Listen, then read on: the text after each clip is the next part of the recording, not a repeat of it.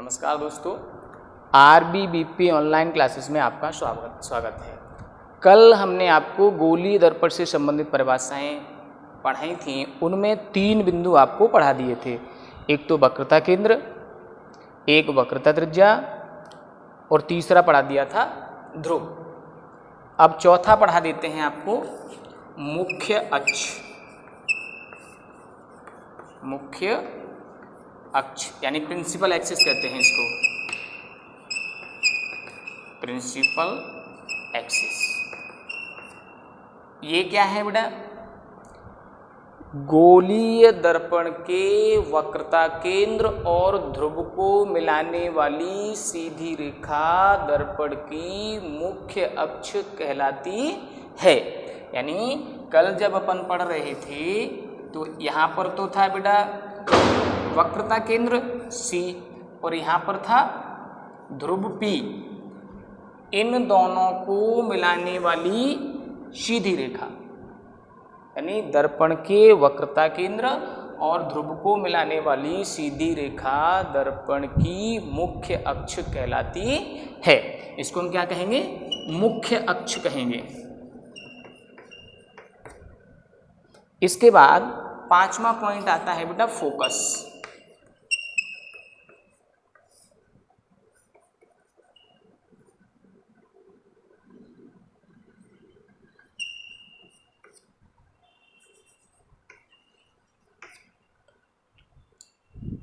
दर्पण की मुख्य अक्ष पर वक्रता केंद्र तथा ध्रुव के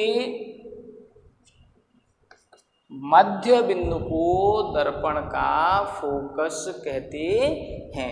यानी ये जो गोलीय दर्पण है उसकी मुख्य अक्ष पर वक्रता केंद्र और ध्रुव के मध्य बिंदु को दर्पण का फोकस कहते हैं। अगर आपको ये परिभाषा नहीं जच रही है तो आप ऐसे भी कह सकते हैं कि दर्पण की मुख्य अक्ष के समांतर आने वाली प्रकाश की किरण दर्पण द्वारा परावर्तन के बाद मुख्य अक्ष को जिस बिंदु पर काटती है उसे हम उस दर्पण का फोकस कहते हैं। यानी गोलीय दर्पण की मुख्य अक्ष के समांतर आने वाली प्रकाश की किरण परावर्तन के पश्चात मुख्य अक्ष को जिस बिंदु पर काटती है उसे हम उस दर्पण का फोकस कहते हैं। अभी तो मैंने आपको सुना दिया बेटा कि काटती है। अगर यही उत्तल दर्पण होता तो काटती हुई प्रतीत होती। तो वहाँ जहाँ मैं अभी आपको फोकस की जब परिभाषा लिखेंगे तो अपन ऐसे ही लिख देंगे कि दर्पण की मुख्य अक्ष के समांतर आने वाली प्रकाश की किरण दर्पण द्वारा परावर्तन के बाद मुख्य अक्ष को जिस बिंदु पर काटती है या काटती हुई प्रतीत होती है उसे हम उस दर्पण का फोकस कहते हैं। ओके, इसके बाद बेटा बात आती है फोकस दूरी। फोकस दूरी इसे कहते हैं फोकल लेंथ, LENGTH। तो इसकी भी परिभाषा सही है। दर्पण के फोकस से ध्रुव तक की दूरी दर्पण की फोकस दूरी कहलाती है। इसे स्मॉल f द्वारा प्रदर्शित करते हैं। यानी दर्पण के फोकस से ध्रुव तक की दूरी दर्पण की फोकस दूरी कहलाती है। अभी मैं देखो फिर टोक रहा हूँ आपको कि आप ये न कहें कि सर ये पॉजिटिव है कि नेगेटिव है। पॉजिटिव नेगेटिव मैं अभी आपको बताने ही वाला हूँ, क्योंकि इसके तुरंत बाद में आपको प्रकाशिकी में प्रयुक्त चिन्ह परिपाटी ही समझाऊंगा। उसमें आपको बिल्कुल क्लियर कर दूंगा, कोई भी दिक्कत नहीं होगी। ओके, इसके बाद बेटा जो डेफिनेशन आती है वो आता है हमारा फोकस तल। क्या आता है? 7वीं जो डेफिनेशन है उसमें लिखते हैं हम लोग फोकस तल यानी फोकल प्लेन।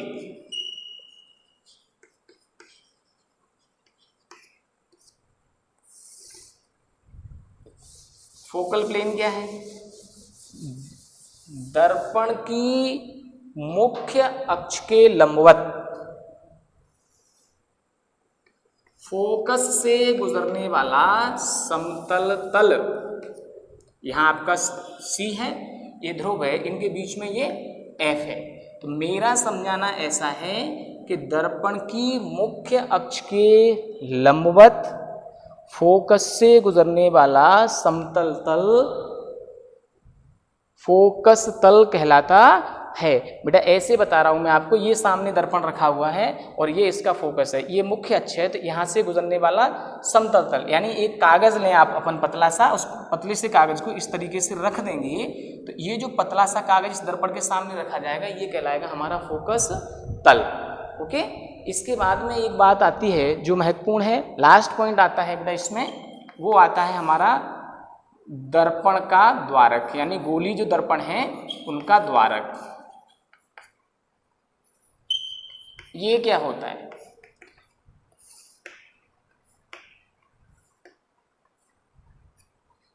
इस द्वारक को अपन कहते हैं अपर्चर।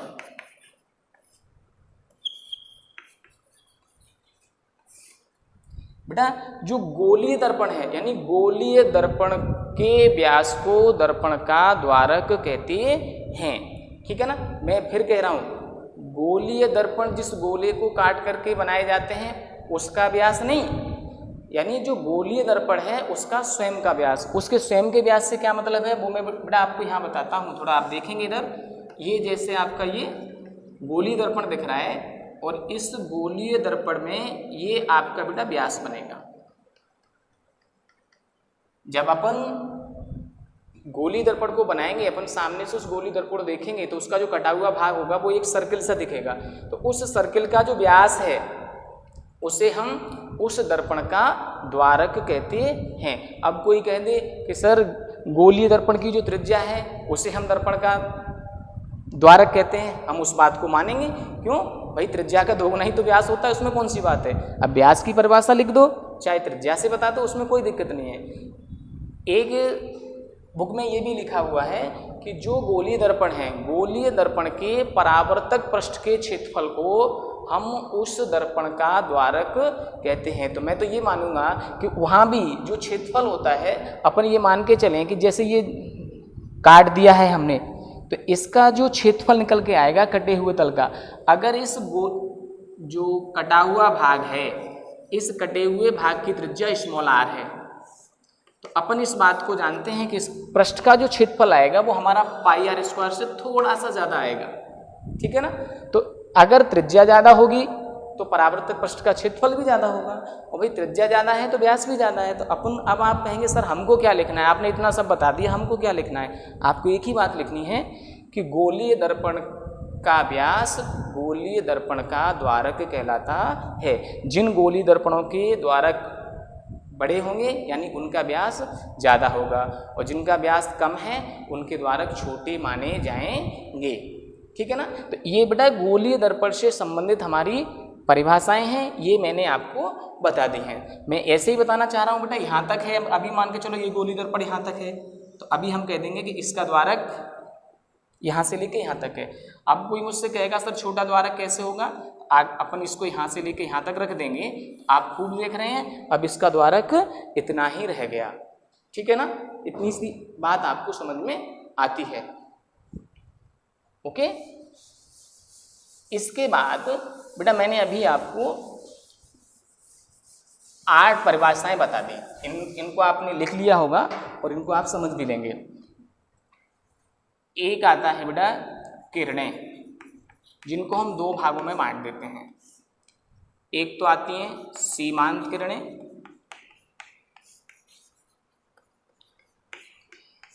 और दूसरा आती हैं उपाक्षीय किरणें।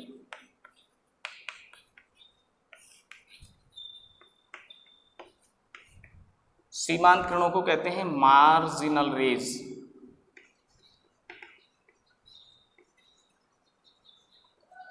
और उपाक्षीय किरणों को कहते हैं पैराक्सियल रेज। पैराक्सियल रेज एक ही लाइन में आप समझ लेंगे और इनको देख भी लेंगे। ये बेटा दर्पण की मुख्य अक्ष है, ये इसका ध्रुव है, ये इसका वक्रता केंद्र है। ये किरण आ रही है वो दर्पण की मुख्य अक्ष के समांतर आ रही है, लेकिन दूर आ रही है, इसकी दूरी थोड़ी ज़्यादा ली है मैंने। और दूसरा यहाँ पर जो दर्शाया है इसमें ये ध्रुव, ये वक्रता केंद्र, ये मुख्य अक्ष के निकट समांतर लिए, ये पास समांतर आ रही है, ये कुछ दूरी पर आ रही है, समांतर आ रही है। तो इनकी परिभाषा यहीं से लिखते हैं कि दर्पण की मुख्य अक्ष के निकट समांतर आने वाली प्रकाश की जो किरणें हैं उनको हम उपाक्षीय किरणें कहते हैं। कौन सी किरणें कहते हैं? उपाक्षीय किरणें। अच्छा, दर्पण की मुख्य अक्ष के दूरस्थ समांतर, दूरस्थ मतलब है यहाँ पर बेटा मुख्य अक्ष से इनकी कुछ दूरी ज़्यादा है। तो इनकी परिभाषाएं आप कैसे लिखेंगे? नंबर 1 आपने हेडिंग डाल दिया सीमांत किरणें, उसमें लिखेंगे कि दर्पण की मुख्य अक्ष के दूरस्थ समांतर आने वाली प्रकाश की किरणें सीमांत किरणें कहलाती हैं। ठीक है ना। दूसरी परिभाषा आप लिखेंगे उपाक्षीय किरणें, उसमें लिख देंगे कि दर्पण की मुख्य अक्ष के निकट समांतर आने वाली प्रकाश की किरणें उपाक्षीय किरणें कहलाती हैं। ठीक, अभी मैंने इन परिभाषाओं को क्यों बताया? जब मैं आपको आगे अभी इन दर्पणों में दोष आता है गोलीय विपतन का, जब हम उसको आपको पढ़ाएंगे तो आपकी समझ में आएगा कि इनकी परिभाषा हमने आपको क्यों बताई है। इसके बाद अब मैं आपको बता दूं प्रकाशिकी में प्रयुक्त चिन्ह परिपाटी, इसको आपको समझना है क्योंकि ये जब अपन न्यूमेरिकल करेंगे तो अपने काम में जरूर आएंगे। रटना बटना कुछ भी नहीं है, केवल समझना है। क्या है? प्रकाशिकी में प्रयुक्त चिन्ह परिपाटी।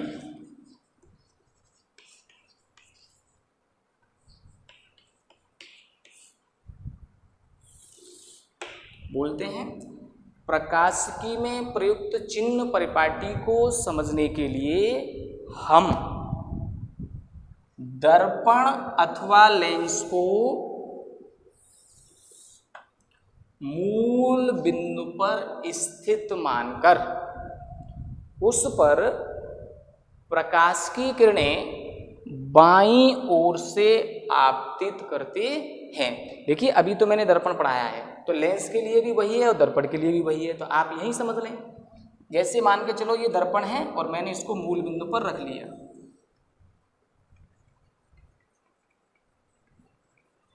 इस पर प्रकाश की किरणें हमने बाईं ओर से आपतित की हैं। आप देख रहे हैं बाईं ओर से ही आ रही है। यानी प्रकाशिकी में प्रयुक्त चिन्ह परिपाटी को समझने के लिए हम दर्पण अथवा लेंस को मूल बिंदु पर स्थित मानकर उस पर प्रकाश की किरणें बाईं ओर से आपतित करते हैं। इस प्रकार बाईं यानी दर्पण के ध्रुव से बाईं ओर की दूरियां ऋणात्मक नेगेटिव और दाईं ओर की दूरियां धनात्मक पॉजिटिव लेते हैं, तथा मुख्य अक्ष से ऊपर की दूरियां पॉजिटिव लेते हैं और मुख्य अक्ष से नीचे की दूरियां होती हैं बेटा वो हम नेगेटिव लेते हैं यानी ऋणात्मक लेते हैं। मेरे साथ फिर से सुनेंगे आप कि प्रकाशिकी में प्रयुक्त चिन्ह परिपाटी को समझने के लिए हम दर्पण अथवा लेंस को मूल बिंदु पर स्थित मानकर उस पर आपतित किरणें बाईं ओर से लेते हैं। इस प्रकार मूल बिंदु से बाईं ओर की दूरियां ऋणात्मक, दाईं ओर की दूरियां धनात्मक, ठीक है ना, और मुख्य अक्ष से ऊपर की दूरी धनात्मक और मुख्य अक्ष से नीचे की दूरी ऋणात्मक लेते हैं। मैंने ऐसा बिल्कुल भी नहीं कहा है कि हमेशा मूल बिंदु से बाईं ओर की दूरी ऋणात्मक होती है और दाईं ओर की दूरी धनात्मक होती है, बिल्कुल नहीं। आप फिर से सुन लें, अगर आपने आपतित किरणें बाईं ओर से ली हैं तो मूल बिंदु से बाईं ओर की दूरी ऋणात्मक और दाईं ओर की दूरी धनात्मक होंगी। ठीक, अगर अब कोई स्टूडेंट हमसे ये कहे कि नहीं सर हम तो एक काम करेंगे कि हम तो दर्पण को यहाँ रखा हुआ मानेंगे और इस पर आपतित किरणें हैं वो हम तो दाईं ओर से लेंगे, भाई बिल्कुल ले सकते हैं। ऐसा मैं बिल्कुल नहीं कह रहा हूँ कि बाईं ओर से ही लेंगे हमेशा, मैंने कहा है बाईं ओर से मानकर, केवल लिखने के लिए आप लिख सकते हैं। अगर आप इस कंडीशन में प्रकाश की किरणें इधर से आपतित करते हो तो बेटा इधर की दूरी आ जाती हैं वो नेगेटिव होंगी और इधर की दूरी आती हैं वो पॉजिटिव होंगी। इससे आपको ये स्पष्ट होता है कि प्रकाशिकी में प्रयुक्त जो चिन्ह परिपाटी है उसमें जिधर से किरणें आपतित होती हैं, दर्पण के ध्रुव से उधर की दूरियां ऋणात्मक और उसके पीछे की दूरियां होती हैं वो धनात्मक होती हैं, लेकिन मुख्य अक्ष से ऊपर की दूरियां हमेशा धनात्मक होती हैं और मुख्य अक्ष से नीचे की दूरी हमेशा ऋणात्मक होती हैं। अब आपसे पूछे कि समझाओ उसको, तो लिखेंगे तो सही कुछ। तो लिखने के लिए मैंने बोला था कि प्रकाशिकी में प्रयुक्त चिन्ह परिपाटी को समझने के लिए हम दर्पण अथवा लेंस को मूल बिंदु पर स्थित मानकर इन पर आपतित किरणें बाईं ओर से लेते हैं। इस प्रकार दर्पण के ध्रुव से बाईं ओर की सभी दूरियां ऋणात्मक तथा दाईं ओर की सभी दूरियां धनात्मक और मुख्य से ऊपर की सभी दूरियां धनात्मक तथा मुख्य से नीचे की सभी दूरियां ऋणात्मक लेते हैं। अभी अब मैं आपको बता रहा हूं कि कौन सी दूरी धनात्मक है, कौन सी दूरी ऋणात्मक है। जरा देखें, ये मैंने दर्पण रख रखा है यहाँ पर। ये बात समझने की है क्योंकि बेटा न्यूमेरिकल में कई बार उपयोग होगी और आगे मैं डायग्राम भी बनवाऊंगा जब भी आपसे कहेंगे यू पॉजिटिव है कि नेगेटिव है। 10th क्लास में गुरुजी आंख बंद करके कह देते हैं बेटा यू हमेशा ऋणात्मक लिया जाता है। मैं ये नहीं कहता हूँ कि वो कहते हैं तो गलत कहते हैं, लेकिन वहाँ तक तो सही होता है, लेकिन यहाँ ऐसा बिल्कुल भी नहीं है। आगे 2-4 प्रश्न मिलेंगे उसमें यू की वैल्यू अपन को पॉजिटिव भी मिलेगी। क्यों मिलेगी तो मैं अभी आपको बता दूंगा। आप देख रहे होंगे इधर से प्रकाश की किरणें आ रही हैं, तो आपके समझ में इतना तो आ ही रहा है कि इधर की दूरी सभी कैसी होंगी, नेगेटिव, इधर की कैसी होंगी, पॉजिटिव। तो बेटा अगर मान के चलो यहाँ किसी बिंदु ए तक की दूरी x1 है, कितनी है, x1, और इधर कोई दूसरा बिंदु b है, इसकी दूरी कितनी है, x2 है। ठीक, इधर कोई बिंदु है c, यहाँ तक की दूरी h1 है, कैसी है बेटा, h1, और यहाँ कोई बिंदु है d, इधर इसकी दूरी कितनी है, h2 है। तो आप देखेंगे बेटा इस चिन्ह परिपाटी के अनुसार x1 की जो वैल्यू आएगी वो हमारी आएगी बेटा नेगेटिव। x1 कैसा आएगा, नेगेटिव, और x2 कैसा आएगा, पॉजिटिव आएगा, और x3 कैसा आएगा, सॉरी h1 कैसा आएगा, h1 पॉजिटिव आएगा। क्यों बेटा, मुख्य अक्ष से ऊपर की ओर मापी गई दूरी है, तो यहाँ लिखेंगे h1 इक्वल टू पॉजिटिव, और h2 इक्वल टू आएगा बेटा वो आएगा नेगेटिव। देख लो, क्योंकि मुख्य अक्ष से नीचे की ओर मापी गई दूरियां हैं। जब मैं अभी आपको प्रतिबिंब बनना सिखाऊंगा उसमें हम इनका उपयोग करेंगे कि h1 पॉजिटिव है कि नेगेटिव है, कि ये x1 पॉजिटिव है कि नेगेटिव है। ओके, तो आप समझ रहे होंगे। आप उनको लिखना है तो लिखेंगे ऐसे ही कि प्रकाशिकी में प्रयुक्त चिन्ह परिपाटी को समझने के लिए हम दर्पण अथवा लेंस को मूल बिंदु पर स्थित मानकर उस पर बाईं ओर से आपतित किरणें लेते हैं। इस प्रकार से दर्पण के ध्रुव से बाईं ओर की ओर मापी गई दूरियां ऋणात्मक तथा दाईं ओर मापी गई दूरियां धनात्मक, और मुख्य अक्ष से ऊपर की सभी दूरियां धनात्मक तथा मुख्य अक्ष से नीचे की सभी दूरियां ऋणात्मक होती हैं। आपको h1 मैंने यहाँ लिखा है, अगर मैं यहाँ भी लिखूँ h1 इट मीन्स मुख्य अक्ष से ऊपर ही है बेटा ये। अगर h1 यहाँ भी लिख दें हम, ये h1 लिखा है तो ये कहाँ है, मुख्य अक्ष से ऊपर है, इसका मान पॉजिटिव ही होगा। और h2 अगर यहाँ लिखा हुआ है, इधर है h2, तो ये कहाँ है, मुख्य अक्ष से नीचे है, तो इसकी वैल्यू h2 की कैसी आएगी, नेगेटिव आएगी। अब आपके समझ में आ गया होगा। अगर कोई भी दिक्कत है तो मैंने आपको बताया भी था, नीचे कमेंट बॉक्स है अपनी वीडियोज़ में, वहाँ आप हमको कमेंट करके पूछ सकते हैं। ऐसी कोई भी समस्या आपके लिए नहीं होगी, चाहे लेंस हो चाहे दर्पण हो, चिन्ह परिपाटी दोनों के लिए एक ही है। क्योंकि बहुत सी किताबों में इस तरीके से डायग्राम बने हुए हैं, उन पर आपतित किरणें इधर से ली गई हैं।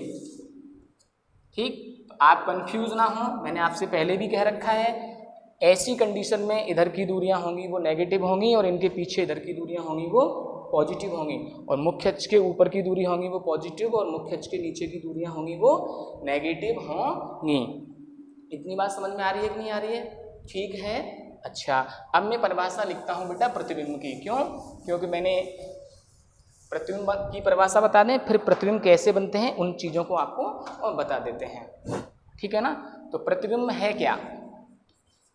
प्रतिबिंब, इसको हम लोग इमेज कहते हैं, इमेज।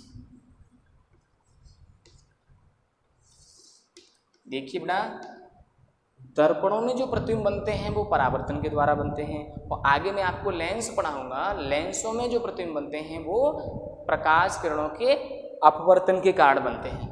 ठीक है ना। तो यहाँ परिभाषा लिखाते हैं, तो यहाँ पूरी परिभाषा लिखाई जाती है, जरा सुनेंगे कैसे लिखना होता है। दर्पण द्वारा परावर्तित अथवा लेंस द्वारा अपवर्तित प्रकाश किरणें जिस बिंदु पर मिलती हैं अथवा मिलती हुई प्रतीत होती हैं वहाँ बिंब जैसी आकृति दिखाई देती है, जिसे प्रतिबिंब कहते हैं। बिंब का मतलब होता है बेटा वस्तु से, बिंब का मतलब होता है वस्तु से। किससे होता है? वस्तु से। यानी दर्पण द्वारा परावर्तित अथवा लेंस द्वारा अपवर्तित प्रकाश किरणें जिस बिंदु पर मिलती हैं या मिलती हुई प्रतीत होती हैं वहाँ बिंब जैसी आकृति दिखाई देती है, इसे हम प्रतिबिंब कहते हैं। अभी जब मैंने परिभाषा बोली थी उसी में आप लोगों ने समझ लिया, मिलती हैं या मिलती हुई प्रतीत होती हैं। तो इसका मतलब प्रतिबिंब होते हैं वो हमारे दो प्रकार के होते हैं। पहला वास्तविक प्रतिबिंब, इनको हम रियल इमेज कहते हैं, रियल इमेज।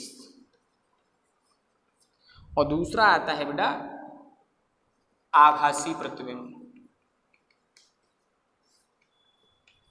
आभासी प्रतिबिंब, इसको कहते हैं वर्चुअल इमेज।